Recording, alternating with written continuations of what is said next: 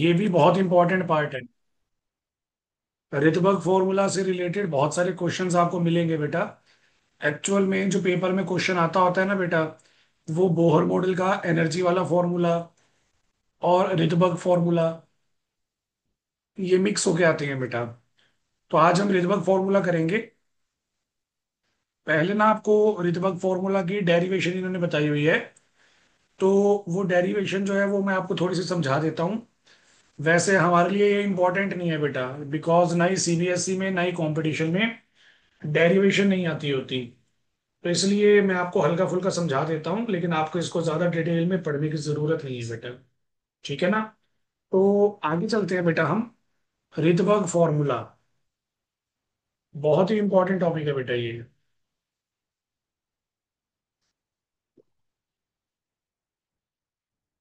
तो ये बहुत ही इंपॉर्टेंट टॉपिक है बेटा। तो बेसिकली हम क्या करते होते हैं, मान लो, जैसे मान लो हमारे पास एक एटम है बेटा। एटम के अंदर बहुत सारे शेल हैं। मान लो हमारा जो इलेक्ट्रॉन है वो N1 लेवल में है बेटा। जब आप इलेक्ट्रॉन को एनर्जी दोगे, इलेक्ट्रॉन एक्साइट हो जाएगा। एक्साइट होके वो किसी भी हायर लेवल पे जा सकता है।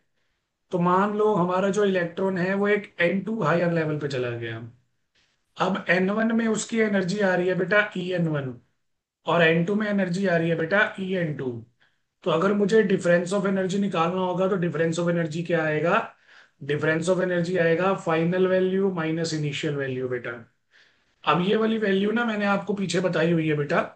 मैंने आपको बताया था जो हमारे पास एनर्जी होती है बेटा -2 pi square M Z square E⁴ N square H square into Z into K square.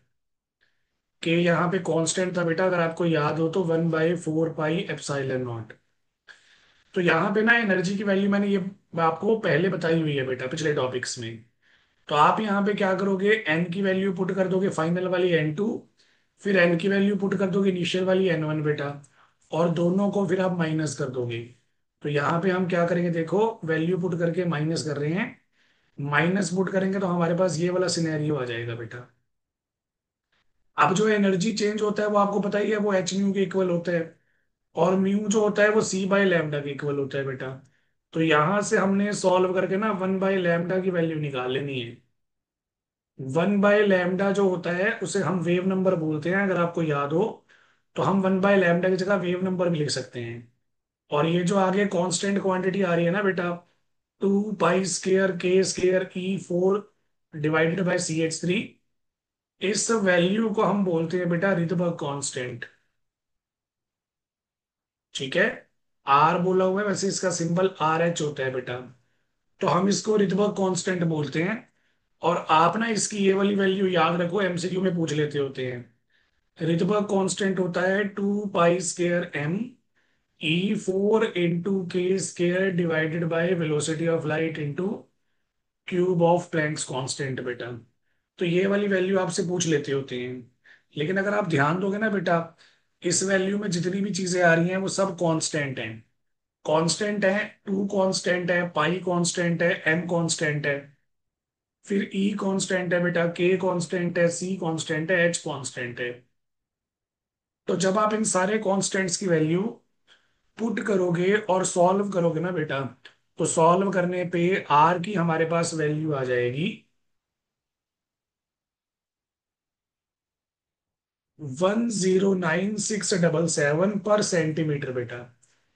Are की वैल्यू आ जाएगी 109,677 पर सेंटीमीटर। या अगर आप मीटर में करोगे तो 109,67700 पर मीटर। ठीक है बेटा। नीचे इन्होंने अप्रोक्सीमेट वैल्यू ली हुई है। नीचे अप्रोक्सीमेट 677 को 700 मान लिया ताकि कैलकुलेशन थोड़ी सी इजी हो जाए। इसलिए इन्होंने नीचे ही अप्रोक्सीमेट वैल्यू दी हुई है बेटा। और आप याद रखोगे जो रिटबर्ग कांस्टेंट का रेसिप्रोकल होता है ना, वो 912 एंगस्ट्रॉम के इक्वल आता है। कई न्यूमेरिकल्स में ये वैल्यू यूज हो जाती है बेटा। तो आप ये डायरेक्ट वैल्यू याद रख लोगे तो आपका कैलकुलेशन में काफी टाइम बच जाएगा बेटा।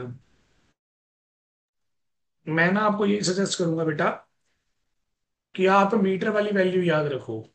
मीटर वाली वैल्यू है इसकी 1.09 इंटू 10⁻⁷ पर मीटर बेटा। रिटबर्ग कांस्टेंट की आप ये वाली वैल्यू याद रखो। ये वाली वैल्यू बहुत यूज होती है। हालांकि मैं तो इसे ऐसे याद रखता होता हूँ, 1.09 को भी 1.1 मान के याद रखता हूँ बेटा। 1.09 को भी 1.1 इंटू 10 की पावर 7 पर मीटर। ये वैल्यू आप याद रखो रिटबर्ग कांस्टेंट की। आपको बहुत हेल्प मिलेगी बेटा न्यूमेरिकल्स के अंदर। तो यहाँ पे मैंने आपको रिटबर्ग फॉर्मूला समझा दिया। इसमें कोई डाउट है तो बोलो बेटा, नहीं तो थम्स अप कर दो।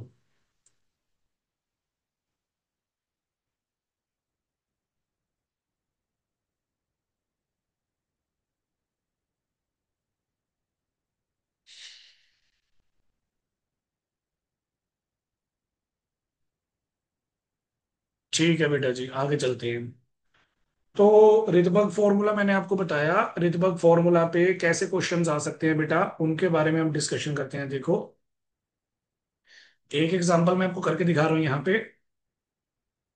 क्वेश्चन है हमारा, what is the wavelength of light emitted when the electron in hydrogen atom undergoes transition from the energy level n is equal to 4 to the energy level n is equal to 1।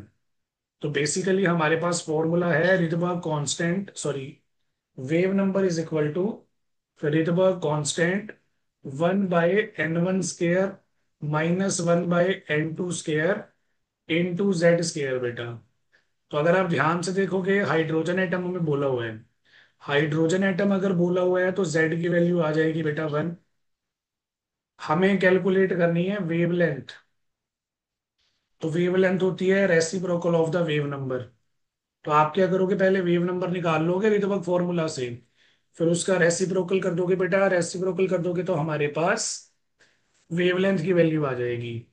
Transition करने के लिए हमें दो level यहाँ पे दिए हुए हैं बेटा। अब हमेशा याद रखना बेटा, जब भी आपको एन की हाई वैल्यू दे रखी होगी, जैसे यहाँ पे 4 हाई वैल्यू है, जब भी आपको एन की हाई वैल्यू दे रखी होगी, वो आपने हमेशा n2 एज्यूम करना है बेटा, हमेशा।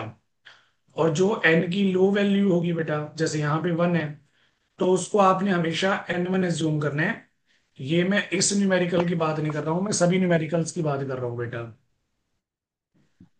जितने भी न्यूमेरिकल्स आप करोगे ना, सभी न्यूमेरिकल्स में हाइयर वैल्यू ऑफ एन जो होती है वो n2 होता है, और लोअर वैल्यू ऑफ एन जो होती है वो n1 होता है।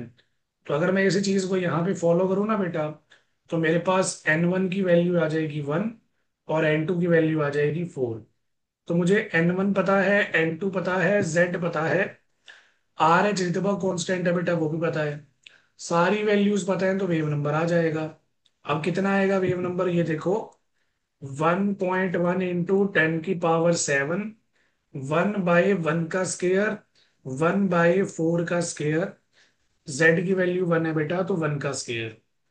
तो वेव नंबर आ जाएगा 1.1 इंटू 10 की पावर 7। 1 का स्केयर 1 ही होता है बेटा, 4 का स्केयर 16 होता है। तो हमारे पास आ जाएगा 1 - 1/16। इसे आप एलसीएम लेके सॉल्व करोगे बेटा। एलसीएम लेके सॉल्व करोगे तो हमारे पास आ जाएगा 15/16। 15/16 को हम सॉल्व कर लेंगे, देखो अभी। 15 को 1.1 से मल्टीप्लाई करेंगे पहले, तो हमारे पास आ जाएगा 11 और 15 बेटा। ये आ जाएगा हमारे पास 16.5 इंटू 10 की पावर 7 - 16। तो ये हमारे पास बेसिकली हमारा वेव नंबर आ गया है बेटा। हम इसे और आगे सॉल्व करेंगे, देखो। 16 × 1 = 16, 16 × 3 = सॉरी बेटा, 1.03। तो ये हमारे पास आ जाएगा वेव नंबर 1.03 इंटू 10 की पावर 7 पर मीटर। तो बेटा ये तो वेव नंबर आया है, हमें निकालनी है वेवलेंथ। तो जैसे अभी हमने ऊपर बात भी की थी, वेवलेंथ जो होती है बेटा वो रेसिप्रोकल होती है वेव नंबर के। यानी कि 1/1/1.03 इंटू 10 की पावर 7। 10 की पावर ऊपर से आके माइनस हो जाएगी बेटा, तो मेरे पास बचेगा 1/1.03। इसे हम साइड में सॉल्व कर लेते हैं, देखो। डेसिमल हटा दिया बेटा मैंने, डेसिमल हटाऊंगा ना तो ये 100 बन जाएगा। तो ये आ जाएगा, एक जीरो में लगाऊंगा आ जाएगा डेसिमल। अब हम इसे करेंगे 9 से। 9 से करेंगे तो 927 आएगा बेटा। 73। अब हम इसे करेंगे बेटा 7 से। तो हमारे पास आ जाएगा वेवलेंथ 0.97 इंटू 10 की पावर -7। अगर आप इसे यहां लेके आओगे तो -8, यहां लेके आओगे तो -9। तो 97 इंटू 10 की पावर -9, यानी कि 97 नैनोमीटर हमारा आंसर आ जाएगा बेटा। तो वेवलेंथ जो होगी, वेवलेंथ जो एमिट हो रही है बेटा, वो 97 नैनोमीटर की एमिट हो रही है। क्वेश्चन यहाँ पे कंप्लीट हो गया है। किसी बच्चे का कोई डाउट है तो पूछ लो, डाउट नहीं है तो थम्स अप कर दो बेटा, आगे चलते हैं।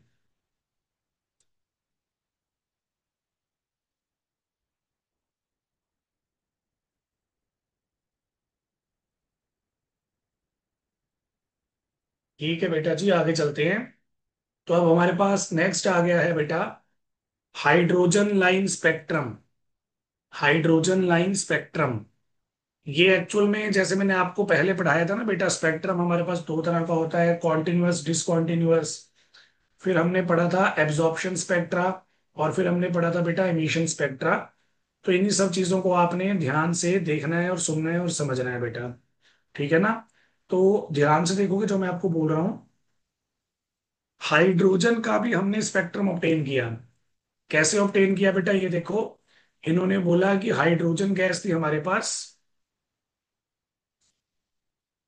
हाइड्रोजन गैस थी लो प्रेशर पे।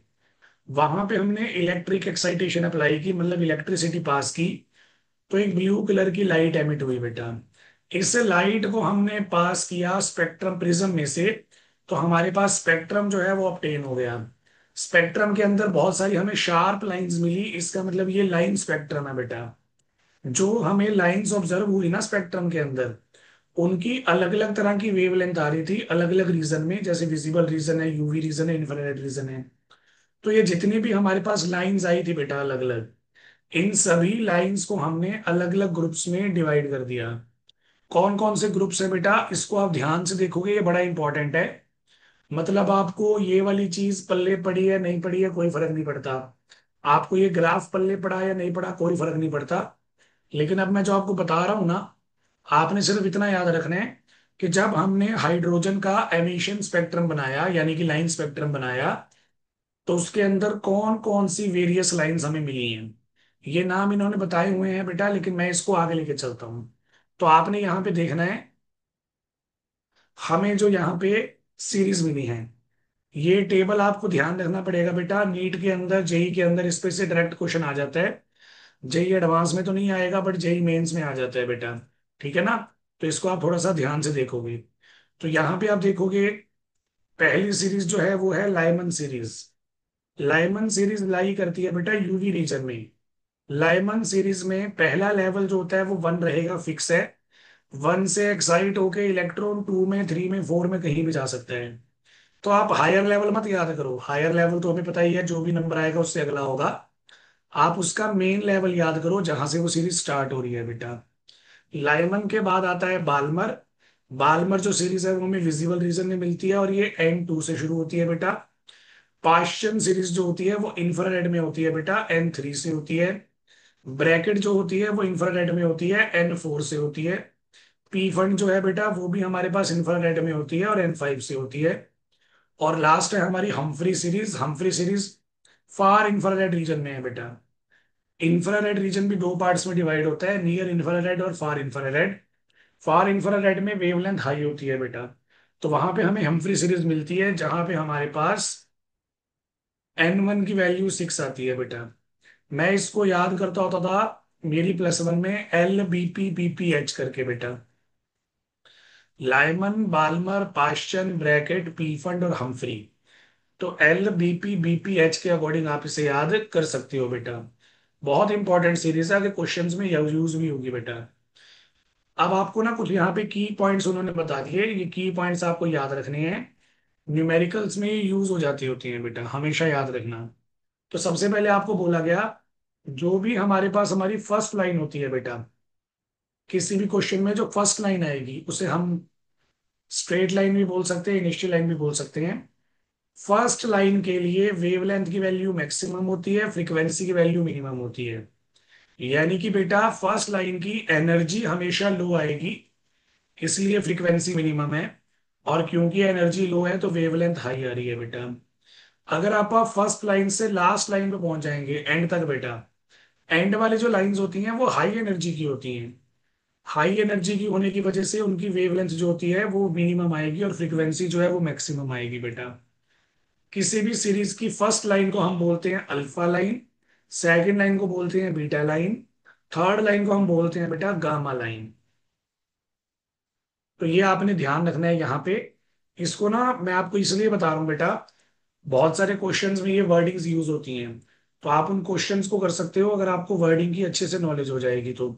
इसलिए ये सारी बातें आपको वन बाय वन जो है वो ध्यान रखनी है बेटा। ठीक है। नेक्स्ट हमारे पास ये फॉर्मूला, इसमें से काफी बार क्वेश्चन आ जाता है बेटा कंपटीशन में। सीबीएसई में तो एक आधे नंबर का क्वेश्चन आएगा अगर आया तो। ठीक है ना। तो इसलिए आप बेटा कंपटीशन के पॉइंट ऑफ व्यू से ये फॉर्मूला करोगे, कंपटीशन में इसके आने के चांसेस जो होते हैं वो मस्त होते हैं बेटा। तो आगे आप लिखोगे देखो, total number of emission lines between N2 to N1। जैसे बेटा मान लो मेरा एक इलेक्ट्रॉन था, वो सेकंड शेल से जंप कर गया है फिफ्थ शेल में। सेकंड से फिफ्थ शेल में वो जंप करेगा तो उसमें कितनी एमिशन लाइंस आएंगी, वो एमिशन लाइंस आपको बतानी है। तो बेटा एक तो एमिशन लाइंस बनाने का ना तरीका बड़ा सिंपल होता है, लेकिन वो तरीका थोड़ा सा टाइम कंज्यूमिंग है बेटा। तो इसलिए अगर आप फॉर्मूला याद रख लोगे तो फायदे में रहोगे बेटा। फॉर्मूला हमें बोला गया, अगर N2 से लेके N1 के बीच में ट्रांजिशन हो रही है तो फॉर्मूला आएगा N2 - N1, फिर दोबारा N2 - N1 +1/2। ये वाला फॉर्मूला इंपॉर्टेंट है बेटा एमिशन लाइन के लिए। नीचे वाला जो फॉर्मूला है ना, नीचे वाला फॉर्मूला यही फॉर्मूला है बेटा, बस वहां पे N1 की वैल्यू 1 पुट करके सारा सोल्व किया हुआ है। तो आपने इसको इस तरीके से नहीं देखना, नीचे वाला फॉर्मूला नहीं भी याद रखोगे तो भी कोई फर्क नहीं पड़ेगा, ऊपर वाला फॉर्मूला ही इंपॉर्टेंट है बेटा। N2 होगा हायर लेवल, N1 होगा लोअर लेवल, इसको आप याद रखोगे तो इनिशियल लाइन आ जाएंगी। जैसे मैं आपको क्वेश्चन करके दिखाता हूँ बेटा। अभी अभी मैंने बोला था ना हमारे पास ट्रांजिशन हो रही है 2 से 5।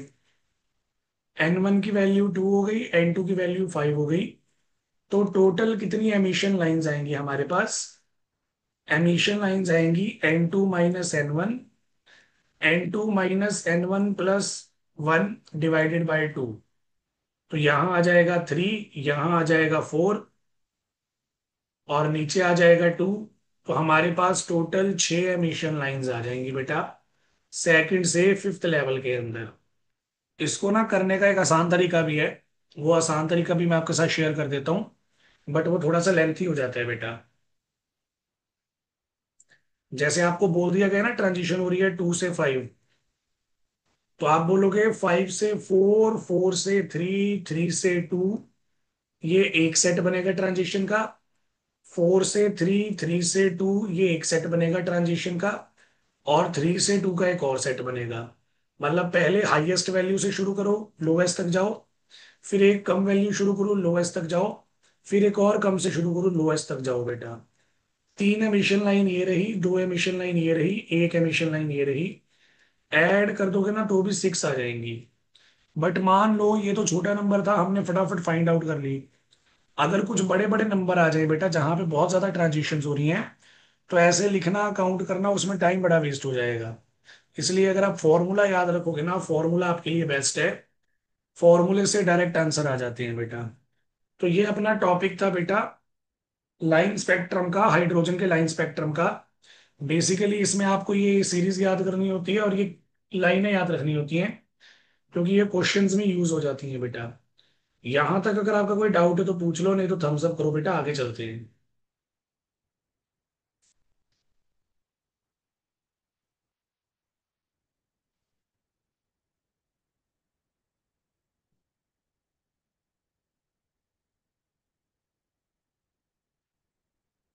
ठीक है बेटा जी, आगे चलते हैं। तो नेक्स्ट आ गया हमारे पास हमारा क्वेश्चंस बेटा। एग्जाम्पल 35, 36, 37, 38, चार एग्जाम्पल है बेटा। मैं चार में से दो ही करवाऊंगा आपको एग्जाम्पल। आप जैसे देख सकते हो, एग्जाम्पल नंबर 35 और एग्जाम्पल नंबर 38, ये दोनों सेम सेम टाइप के हैं बेटा, तो इनमें से मैं एक करवा देता हूँ। जो एग्जाम्पल हमारे पास 36 है और जो 37 है बेटा, ये एक एक टाइप के हैं। तो इन्हें मैं आपको एक करवा देता हूँ। बेसिकली 35 और 36 में आपको करवा देता हूँ, और बाकी के दो एग्जाम्पल जो हैं वो आप ट्राई करोगे बेटा। उनमें जो डाउट होंगे वो ले लोगे। जैसे हमें बोल दिया गया हाइड्रोजन स्पेक्ट्रम में इलेक्ट्रॉन मूव कर रहा है सिक्स्थ शेल से सेकंड शेल पे बेटा। यानी कि N1 की वैल्यू हो गई है 2, N2 की वैल्यू हो गई है 6। तो यहाँ पे कितनी लाइंस एमिट होंगी, आपको वो लाइंस बतानी है। तो एमिशन लाइंस हमारे पास यहाँ पे आ जाएंगी N2 - N1, N2 - N1 + 1 bye में 2 बेटा। तो हमारे पास आ जाएगा 4 × 5 बाय में 2, 10 एमिशन लाइंस आ जाएंगी बेटा। आपको जो फॉर्मूला मैंने बताया था ना, पहले 6 से 2 वाली सारी ट्रांजिशंस, फिर 5 से 2 वाली सारी ट्रांजिशंस, फिर 4 से 2 वाली सारी ट्रांजिशंस, और फिर 3 से 2 वाली सारी ट्रांजिशंस। आप इनको काउंट करके देख लेना बेटा, यही आंसर आएगा 10 वाला ही। तो आप इस तरीके से वेरीफाई भी कर सकते हो बेटा। ठीक है। तो 35 क्वेश्चन था ये। लास्ट में आपको करवा देता हूँ बेटा 36 क्वेश्चन। 36 क्वेश्चन में हमें बोला गया, in the spectrum of helium ion wavelength of alpha line. देखो बेटा, वर्ड यूज हो गया ना, अल्फा लाइन। अल्फा का मतलब मैंने बताया था फर्स्ट लाइन की यहाँ पे बात हो रही है बेटा। तो हमें बोला गया हीलियम आयन के केस में अल्फा लाइन जो है बाल्मर सीरीज की, उसकी वेवलेंथ आ रही है एक्स एंगस्ट्रॉम। हमें बतानी है what is the wavelength of alpha line of passion series. तो बेटा ध्यान से देखोगे, हीलियम आयन है, तो इसका मतलब Z की वैल्यू 2 हो गई। हमारे पास बेटा अल्फा लाइन है, अल्फा लाइन का मतलब N की वैल्यू 1 है। और बाल्मर सीरीज है, बाल्मर सीरीज अगर आपको याद हो N की वैल्यू 2 होती है बेटा, ये देखो। तो यहाँ पे बाल्मर सीरीज भी है तो N की वैल्यू 2 भी है, मतलब हम 1 से 2 जा रहे हैं हीलियम के लिए। तो तो यहाँ पे पेस्टन वेवलेंथ सीरीज की है। वैल्यू जो है वो x आ रही है बेटा। तो अगर आपको रिदबर्ग फॉर्मूला याद हो, 1/वेवलेंथ = रिदबर्ग कांस्टेंट 1/N1² - 1/N2² × Z² बेटा। वेवलेंथ की वैल्यू आ रही है x, रिदबर्ग कांस्टेंट जो है वो r ही रहने दो, कैंसिल हो जाएगा। N1 की वैल्यू हमारे पास 1 है बेटा, N2 की वैल्यू हमारे पास 2 है, तो ये 2 का स्क्वायर हो जाएगा।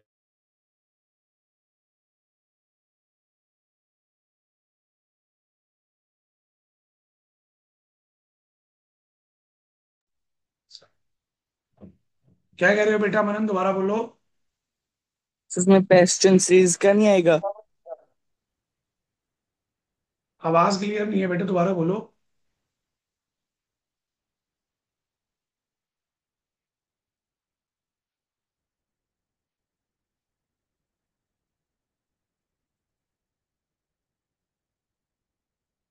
क्या कह रहे हो बेटा, दोबारा बोलो फटाफट।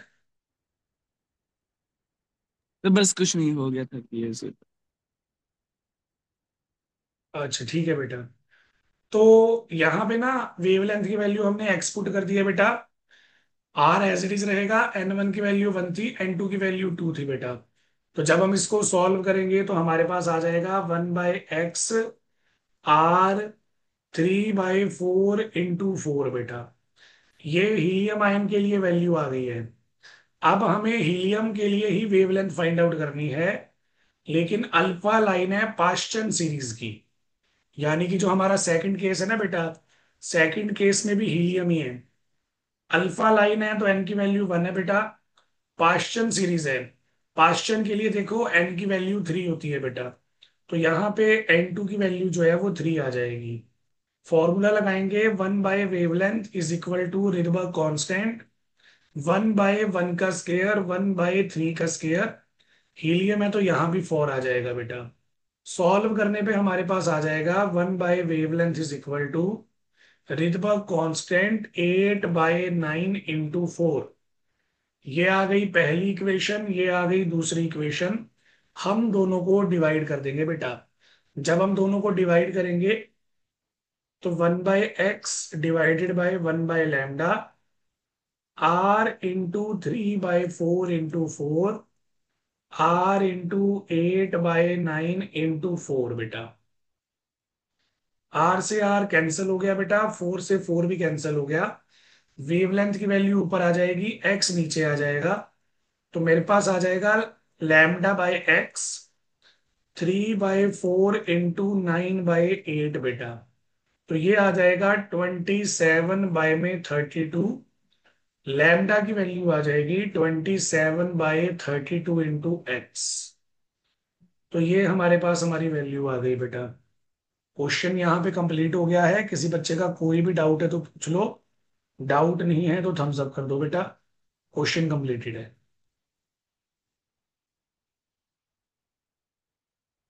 ठीक है परनीत बेटा, परमिंदर।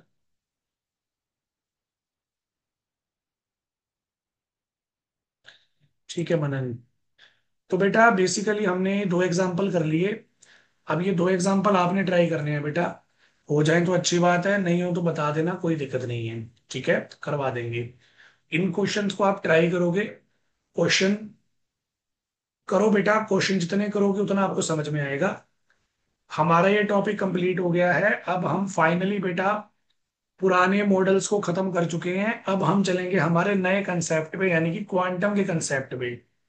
क्वांटम के कंसेप्ट के लिए बेस हम तैयार करेंगे, de Broglie model, Heisenberg model. ये सब चीजें हम कल से डिस्कस करना शुरू करेंगे बेटा। कोई डाउट है तो बोल दो बेटा।